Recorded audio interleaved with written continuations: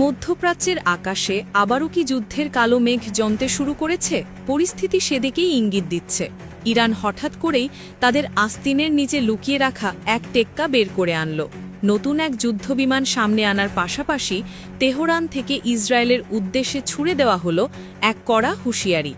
সীমা ছাড়ালেই পরিণতি হবে ভয়াবহ। বহু বছর ধরেই ইরান আর ইসরায়েলের মধ্যে যে ছায়াযুদ্ধ বা স্নায়ুযুদ্ধ চলছিল তা যেন এবার এক বিপজ্জনক মোড় নিল।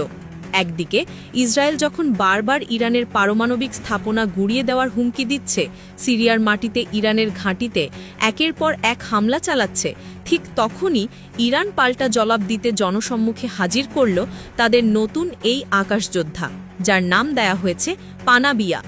ইরান জোর গলায় দাবি করছে এই বিমানটি পুরোপুরি তাদের নিজস্ব প্রযুক্তিতে তৈরি।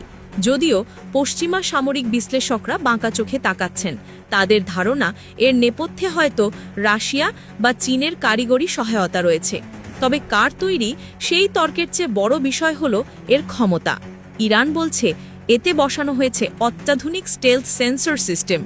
সবচেয়ে বড় চমক হলো এই বিমান নাকি সুপারসনিক যুদ্ধবিমানকেও টার্গেট করতে পারে এবং হাইপারসনিক মিসাইল বহন করতে সক্ষম। এই ঘোষণাটিকে হালকাভাবে নেওয়ার সুযোগ নেই। এটি সরাসরি আমেরিকা ও ইসরায়েলের দিকে ছুড়ে দেওয়া এক খোলা চ্যালেঞ্জ। কারণ মধ্যপ্রাচ্যের আকাশে এতদিন একচ্ছত্র আধিপত্য ছিল আমেরিকার তৈরি F-35 যুদ্ধবিমানের, যা কেবল ইসরায়েলের হাতেই রয়েছে। পানাবিয়ার সামনে এনে ইরান যেন বুঝিয়ে দিল, তোমাদের F-35-এর জবাব দিতে আমরাও প্রস্তুত। ইসরায়েল যদিও মুখে বলছে ইরানের এই বিমান তাদের প্রযুক্তির ধারে কাছেও নেই, কিন্তু ভিতরে ভিতরে তারা ঠিকই বুঝতে পারছে ইরানকে খাটো করে দেখার ভুল করলে মাসুল দিতে হবে। কারণ ইরানের ভাণ্ডারে শুধু এই একটি যুদ্ধবিমানই নেই, তাদের হাতে রয়েছে 13,000 কিলোমিটার পাল্লার বিধ্বংসী ব্যালিস্টিক মিসাইল, যা দিয়ে চাইলেই ইউরোপের যে কোনো প্রান্তে আঘাত হানা সম্ভব। ইউক্রেন যুদ্ধে তাদের শাহেদ ড্রোন কতটা ভয়ঙ্কর হতে পারে তা সারা বিশ্ব দেখেছে।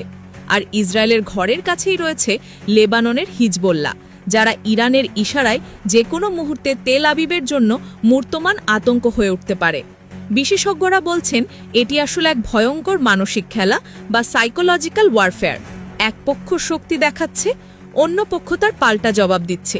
ইসরায়েল যেমন সামরিক হুঙ্কার দিয়ে ইরানকে চাপে রাখতে চায়, ইরানও তেমনি নতুন নতুন অস্ত্র প্রদর্শন করে বুঝিয়ে দিচ্ছে তারাও ছেড়ে দেওয়ার পাত্র নয়। কিন্তু ভয়ের বিষয় হলো, এই ইঁদুর বিড়াল খেলা যদি দীর্ঘদিন চলে তবে তা যে কোনো মুহূর্তে রক্তক্ষয়ী যুদ্ধে রূপ নিতে পারে। আর সেই যুদ্ধ বাঁধলে তা কেবল ইরান